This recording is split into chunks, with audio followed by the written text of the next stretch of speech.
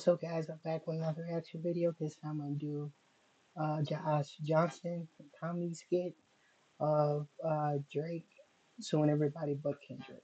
Let's get to the video.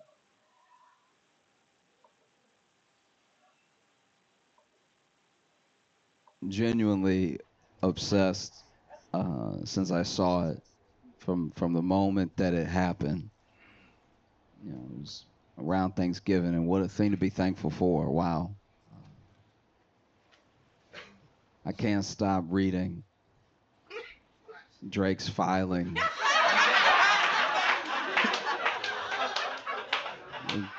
Drake's court filing suing UMG. I mean, Drake suing UMG, Spotify, I think iHeartRadio. Yeah, like he's suing everybody but Kendrick. Like,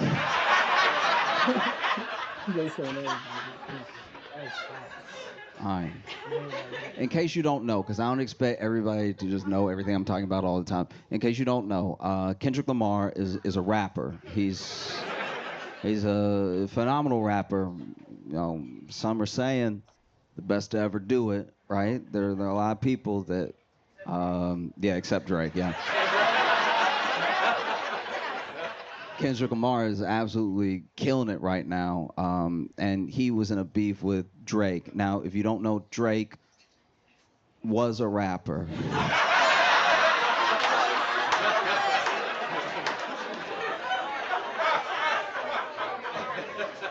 He was a rapper until Kendrick Lamar rapped while he was rapping, and then they did it at each other, and it did not go well for Drake.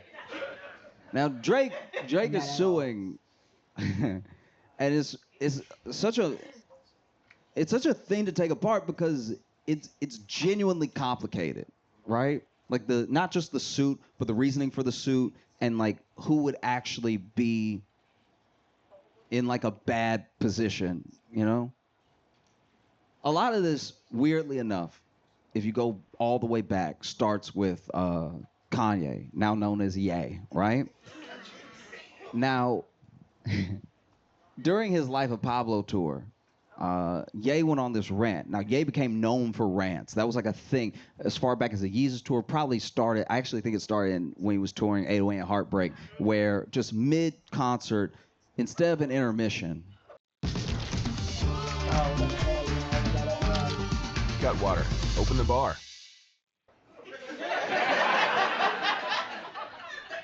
instead of an intermission, he would go on a wild rant, right? Like, and sometimes the rants would have some genuine little nuggets in them of like, oh, that's an inspiring thing that he said. I'm gonna hold on to that. And then sometimes it would be full of things where you were like,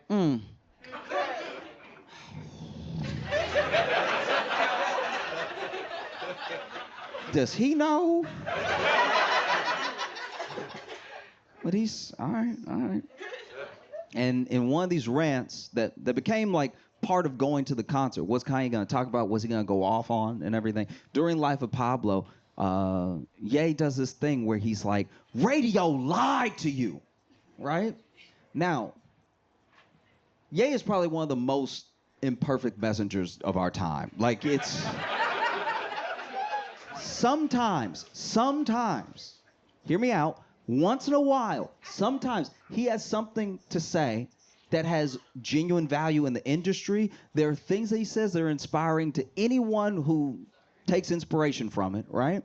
And there are some times where he's like so unclear, but he's like about to get there, right? And this was one of those moments because what he was basically saying was that Drake and some of these artists, they were being artificially pumped up. They were being force-fed to us. We could not get away from them. And he took issue with it because he was like, look, you're being lied to. Something is being sold to you that is not genuine. Something is being sold to you that is completely artificial. It's a machine built by an industry to take your money. The thing that you're being sold has no soul to it. There's no artistry to it. It's just like a complex compound to take as much money from you as possible, maybe to give you the feeling of something genuine, but it's not there. I promise you. It's all been talked about behind closed doors. They've all come up with a plan to take as much of your money as possible, to take as much of your attention as possible, and to have you feeling like you're connected to some of the most hollow people who have ever lived, right? But instead of saying that, he goes, radio lied to you.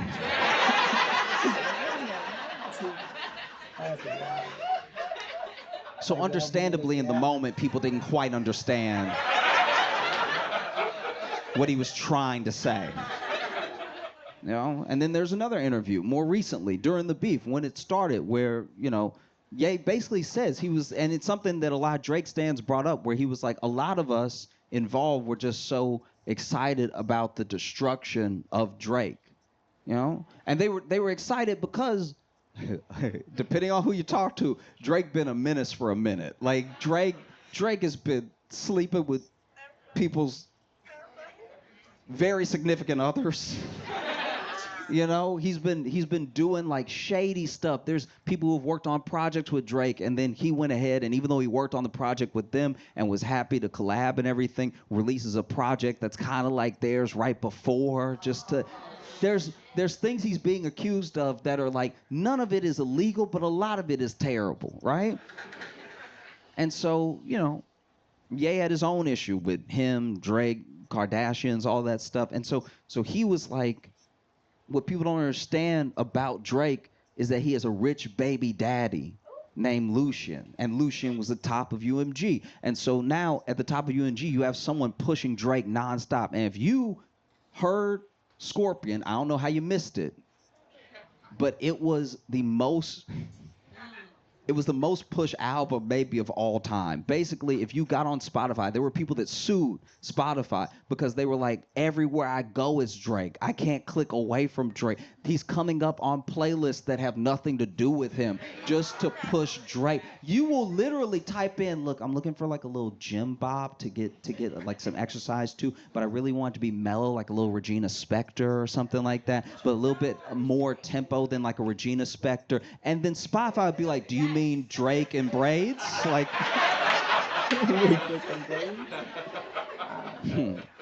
you know, you'd be like, I want some hard rock, like something classic, something that is maybe like hair metal, you know, like some of that glam punk to it and everything. And then Spotify would be like, do you mean Drake making a mean face?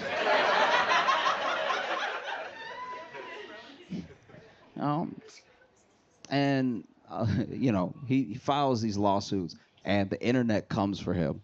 They come for him in a way that I thought the beef was bad, but the way that the internet came for this man when he sued, they were calling him Aubrey Graham Cracker.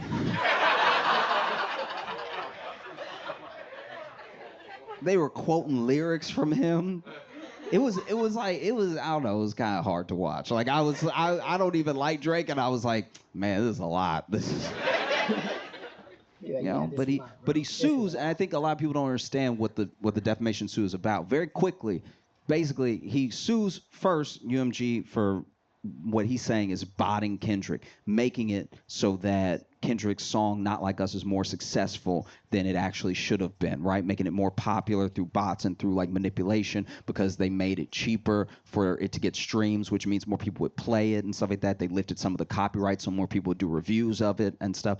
And then he sues for defamation, right? And the defamation is still, once again, this is a petition. This isn't like a full-on lawsuit for damages, but it's basically saying that UMG shouldn't have let Kendrick release Not Like Us because of what it said in there about Drake and them knowing that it was false, right? And this is my thing about that. It's weird that he that he sued for Not Like Us but not Meet the Grams, which was so much worse. If you don't know, there's a song called Meet the Grams where like Kendrick talked to his whole family, talked to his son. It was everyone. That's defamation. I felt like he was defamed, as in less famous right then. Like I'll be like, sue him for Meet the Grams. It's kind of wild, you know? But here's the thing. This is why some people are on Drake's side. And I'm not just talking about Drake stans, right? What he is alleging is that basically UMG, who he's been in this contract with, he got a $400 million contract from them in the earlier part of the 2020s, right? And he made the money back so fast they start renegotiating again. And if you make $400 million back quickly, they probably gonna need to pay you 600, maybe 800, who knows? And that $400 million contract was the biggest contract in music history, right? And so now he's taking these people to task in a way and at a time that is scary for the music industry. You know, music industry is losing market share day by day. I'm a firm believer that no matter what music you like, I don't care what it is, I don't care what genre, you personally, you have not met your favorite artist yet. You haven't met your favorite artist at all. You have to keep listening. You have to keep looking. Your favorite artist is out there, and they're trying to get to you, but there's a machine in the way, right? And so the same machine that built Drake up is the machine that is genuinely in the way of artists who are trying to get to you to be your favorite. Because you already have this connection. You just haven't heard their music yet, but it's coming, right? You just have to keep looking. And it's hard to look right now because of basically what Drake is alleging, that UMG, some of these big ones, they use payola, they use all these things to make sure that their artists are the only artists that you hear, so that your favorite is the best of what's been presented to you, right? And it's a tough thing because to call UMG out for it, for Kendrick, without acknowledging that it like you know because you were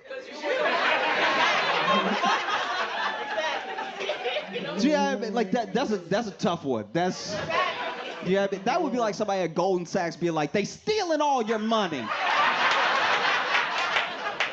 I'm like, yeah, okay, all right, I believe you, but weren't you an executive?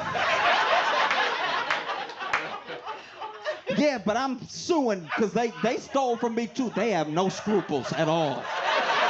They'll steal from anybody. This is unacceptable. It's called Pi, and if that sounds familiar to you, it's probably because you've seen their ads everywhere. It's an ad blocker that works on Twitch, YouTube, Amazon.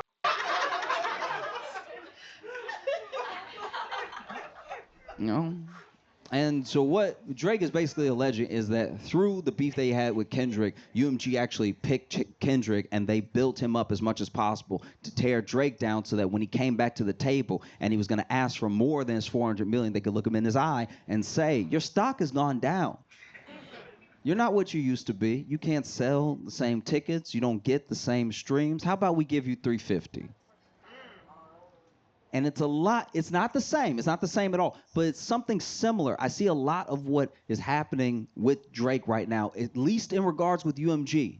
Just, I'm talking specifically on this part of the suit, not the defamation, anything. I'm talking about the way that he's in a negotiation with UMG while something else is going on in his life, and it's hindering that negotiation, right? It reminds me of something that happened with Michael Jackson, because Michael Jackson got so powerful with Sony that he both found out and then accused publicly his lawyers and Sony of working together because he was becoming too powerful. He was owning too much. He was owning too much music. This man had the rights to the Beatles. Like, that's crazy. And so he said, you know, Sony is trying to hurt me because they're not promoting my album in an era that didn't have streaming in that way. They botched my album just to try to get things from me that are mine, you know?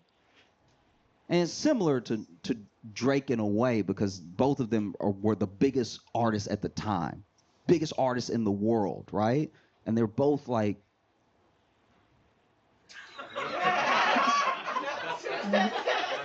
just hear me out. They were both,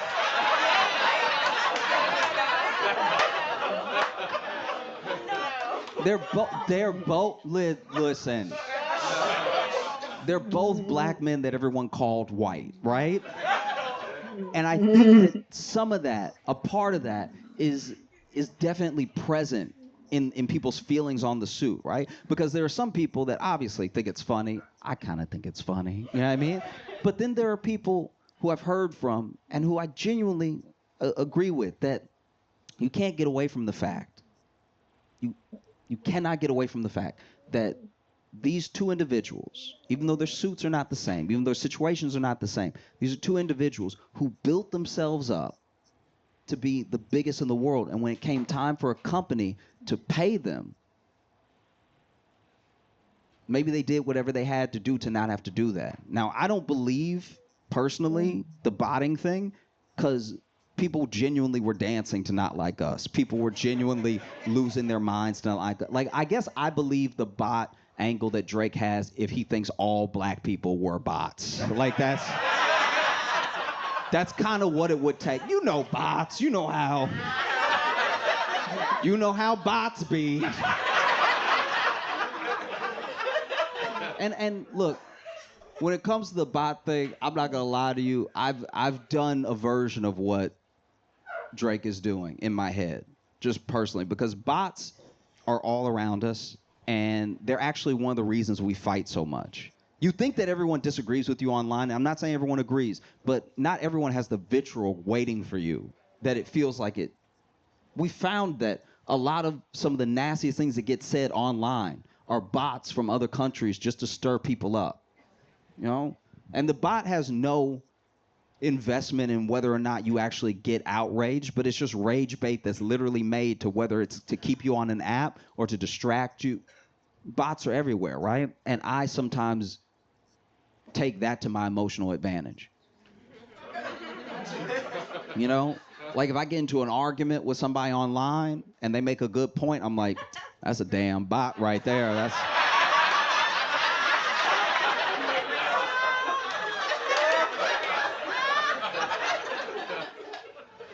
um,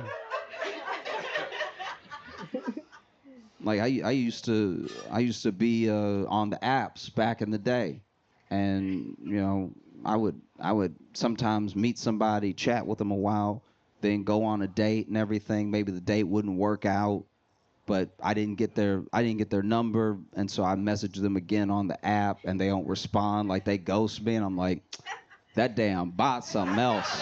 That's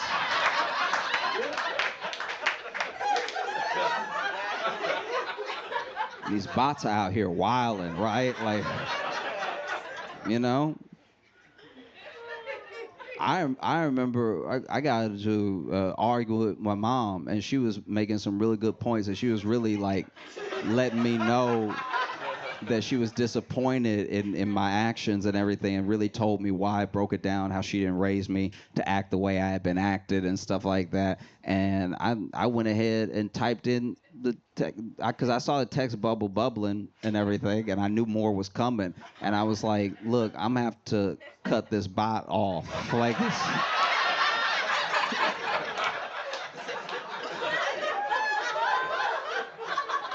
Don't have time for bots. It's a good tactic to take. Anything in your life not going the way you want, call it a bot.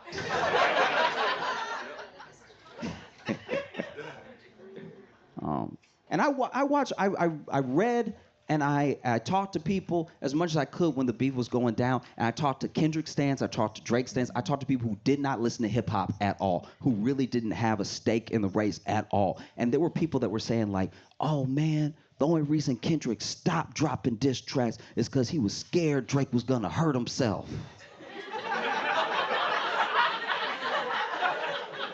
Then I talked to people that were like, no, Drake dropped last, so the ball is in Kendrick's court, right?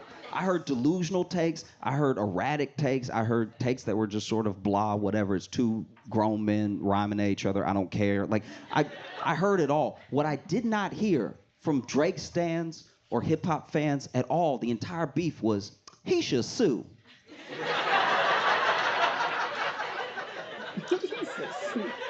That smells like a lawsuit. Never came out of anybody's mouth, right? And so understandably, there are people that are upset with Drake for suing, because it's like, wow, if you sue and then you win, what does that do to battle rap? What does that do to hip hop? Hip hop literally has artists talking about other artists being like, I'm going to sleep with your baby mama. Will they still do that if that person can sue for damages? There's something that is that's like linked, that can't be broken about hip hop and a sort of distance from power, right? Like if you're in the streets, or if you are street, you're not supposed to be in court unless they catch you. You're not supposed to You see what I mean? It just feels a lot to me, everything that's happening right now between Drake, Kendrick, and UMG feels a lot like what happened between Deontay Wilder and Tyson Fury in boxing, right? Because you look at Tyson Fury and Deontay Wilder, two heavyweights. In case you've never watched boxing, I'll make it very simple for you. Two heavyweights in the world that were number one and number two, right? And we rarely get that in a lifetime, that the best in the world is fighting the second best in the world. And Tyson Fury is a world-class boxer, and Deontay Wilder hits really hard, okay? He's not quite as good of a boxer as Tyson, but he hits so hard, you think that he must knock the soul out of people, right? And so, sure enough, they fight. And in the first fight, Deontay Wilder knocks down Tyson Fury in like such devastating fashion that when he hit the ground, personally, so he got knocked out for a second with his eyes open, and I thought he was dead. I was sure I had seen something terrible. Like I was sitting there just looking around, even though I knew I was the only one in the room.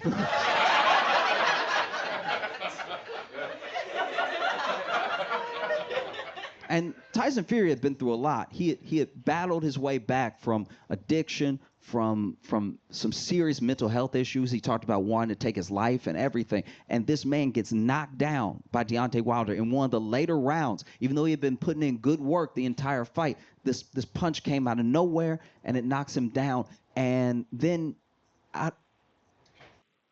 Zero accounting software helped put me on the right path. It's easy to find your numbers all in one place. out of nowhere, he blinks. And a part of me was like, he might still be dead. That's a reflex. I've heard of dead people blinking. That doesn't...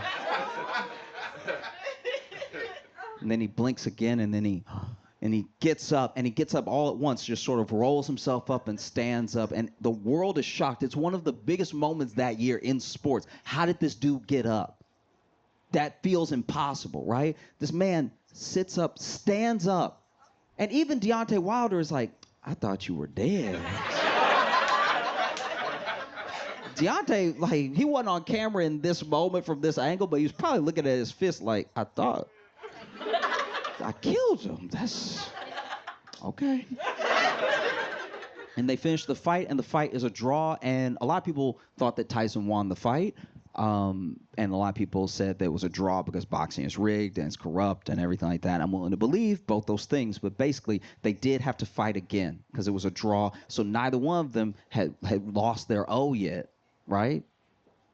Second fight, Deontay Wilder shows up ready. And in his mind, he's like, I almost killed this dude the first time.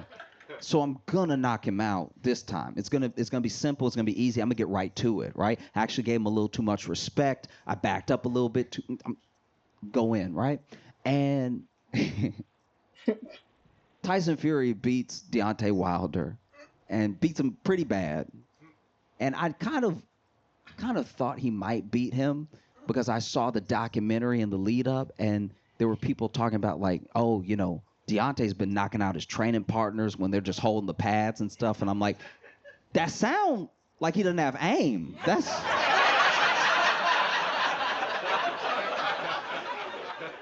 You know what I mean? Like, I'm not a boxer, but if somebody holding the pad here and you knock that man out, you missed.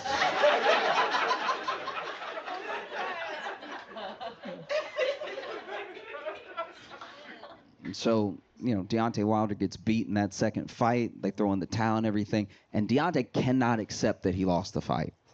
He actually cannot accept it. He literally says, like, no, he must have cheated then. Because I almost killed this dude. This dude must have cheated. And he takes him on this long campaign. They try to investigate him, everything. They even pull out a clause where they have to do a third fight, even though Tyson wants to go and fight someone else now, and he goes on a whole campaign where he's like, no, this guy cheated. He must have cheated if he beat me because I had him. This dude, we thought he was dead. I had this dude, and then he just beats me like that. There had to have been something. Maybe he had brass knuckles in his glove. There were all of these theories going around, even in the boxing world and stuff. And that's what happened to Drake. Drake didn't believe Kendrick could beat him. He was like, no, too many people on my side. I'm too popular. I'm too big. I'm genuinely too big to fail. He thought, even though he was going into contract renegotiations with UMG, let me go ahead and have the sparring session with Kendrick. Number one, number two, going at it. It's going to get a ton of buzz. And then after I beat this dude, I'll be able to come to the table and be like, pay me my $800 million. Because I just took out supposedly the best rapper, right? And then it didn't happen that way. And so now he's saying, you must have cheated. There's no way, you know? And this is a genuine mistake. Because now, if this actually follows all the way through and goes from a petition into a lawsuit, Not Like Us is going to go into public court records. Yeah. A stenographer is going to have to type out the lyrics to Not Like Us. I don't think he thought it through. Do you know what I mean? Because, and this, look, maybe this is me being a hater. This is me making some assumptions. I'm just throwing it out there. This is what I think. I think genuinely that Drake's lawyer is definitely white.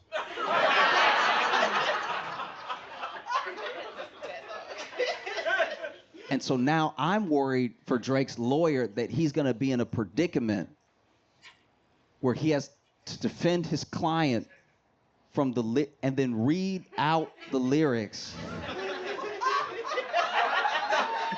to Not Like Us. Now look, rap lyrics in court is nothing new. Rap lyrics get used to, send rappers to jail. It gets used against them. It gets in all these different ways. It's nothing new. But whenever you're in court and you got to read the lyrics, usually court likes to still keep things proper. So they'll probably do some replacements. You know what I mean? Like, I think when Drake's lawyer gets to the end where he's gonna have to be creative. Gonna have to have a different word in there. Probably something like, gentlemen.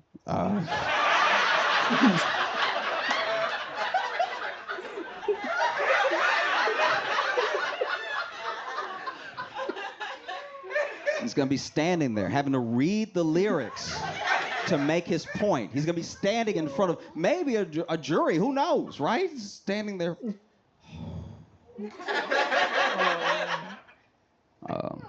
Okay. They tell me Chubb's the only one that get your hand-me-downs. Party at the party playing with his nose now. And Baca got a weird case. Why is he around? Certified lover boy. Certified...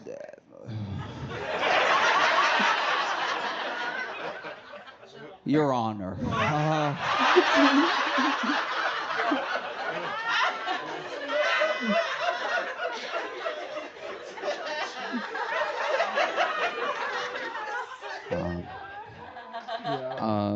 Wop, wop, wop, wop, wop.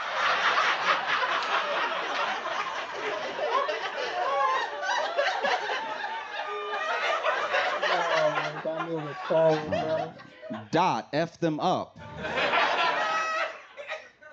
Wop, wop, wop, wop, wop. I'm gonna do my stuff. Why you trolling like a female dog?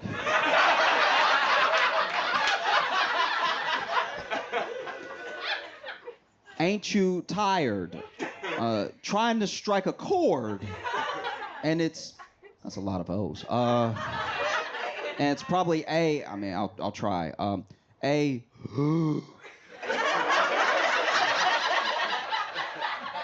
minor.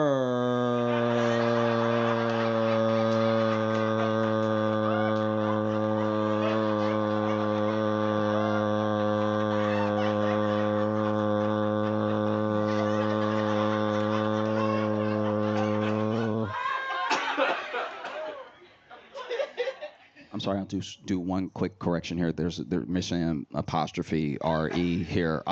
They're not like us. They're not like us. They're not, actually, I'll just take away the contract. They are not like us. They are not like us. They are not like us.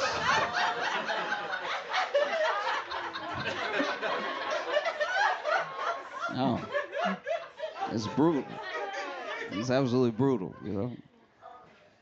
I'm torn because there's things in this suit that if it goes through, if they can prove that UMG and even some of the other big labels are still using payola, maybe they have to do such a big payout that they make it not worth it to do it again. You know, that's a genuine hope that I have. Or maybe the government can look at these labels, look how much power they have, and it's unlikely, but break them up a bit. Right? They're already losing market share with us, the people. They already don't have the power that they used to have, right? No matter how much they push, no matter how much they repeat, sometimes it just doesn't work. Because we know they're doing it, by the way. We already know they're doing it because we know when we look at charts and they're like, this is the top artist. And we're like, who?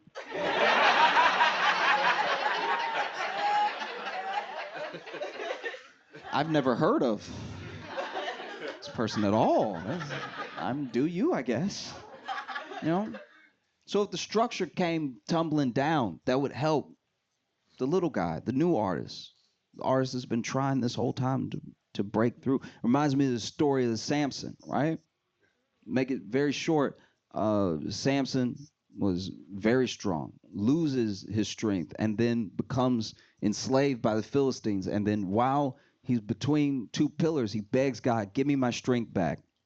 Give me my strength back so I can take revenge on the Philistines. And God gives him his strength back just for that little bit of time, just for that time that it took to push the pillars, crack them, break it down, and bring it down on him and the Philistines. And I think that's what could be happening here. Because I don't know how Drake moves on from this at all, whether he wins or he loses. But I know that he might be able to bring the structure down with him, on him, right? And there is a genuine part of me that's split because I don't think that the bots thing happened in that way. I'm sure that generally it happens with every big artist. I will say that. I think no matter who you are, there's probably bots pushing, pulling, whatever. I don't think it's enough to make someone number one, but I do think that it must just happen, right? But the part that I can't get over is that, like, as much as I don't like Drake,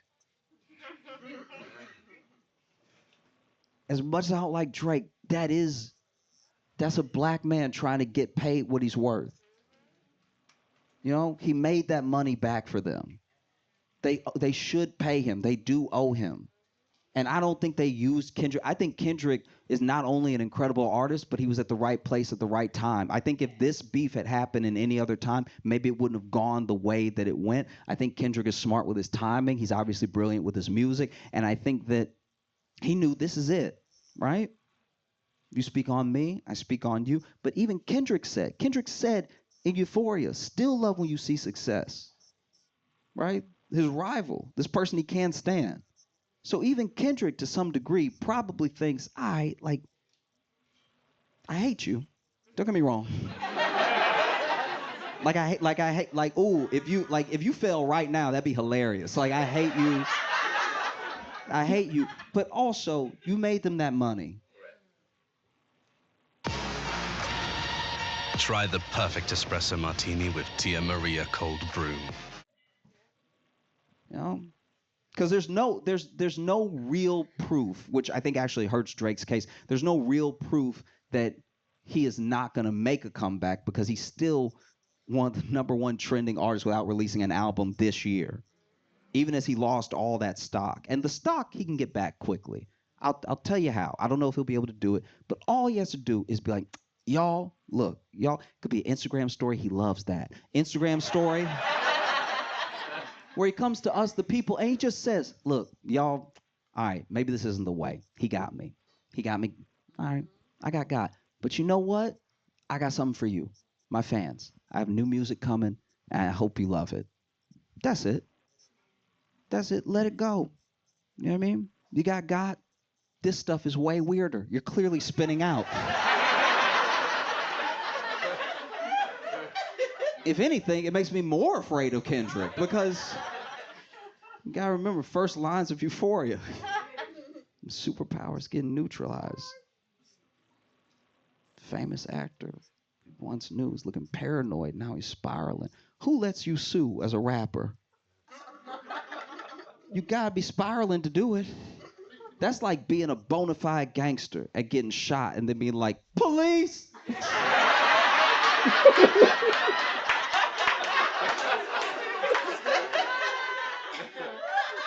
No, bro, You know? no.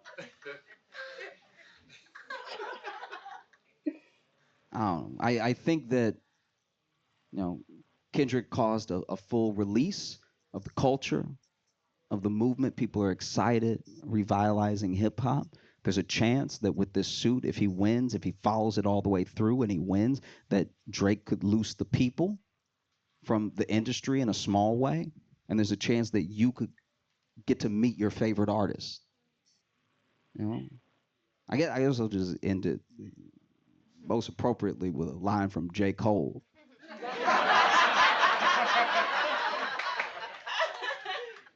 I love to see a black man get paid.